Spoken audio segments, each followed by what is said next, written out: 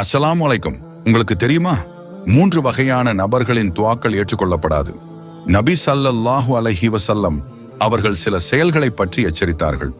அந்த செயல்களை செய்தால் ஒருவரின் துஆக்கள் ஏற்றுக்கொள்ளப்படாமல் அல்லது அவர்களின் தலைக்கு மேலே உயராமல் தடுக்கப்படும். நாம் கவனமாக இருந்து அவர்களில் ஒருவராக இருப்பதை தவிர்க்க வேண்டும். முதலாவதாக, மக்கள் வெறுக்கும் தலைவர்.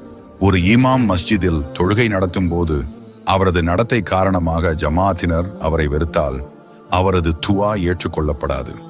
இரண்டாவதாக, கணவர் கோபத்தில் இருக்கும் மனைவி. ஒரு பெண் தனது மோசமான நடத்தை, அவமரியாதை அல்லது கீழ்ப்படியாமை காரணமாக கணவர் மகிழ்ச்சியாகும் வரை அவரது துஆ ஏற்றுக்கொள்ளப்படாது. இறுதியாக, உறவை துண்டித்த 2 சகோதரர்கள்.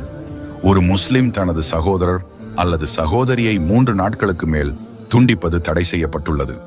அப்படி செய்தால் அவர்களின் துஆக்கள் அவர்களின் தலைக்கு மேலே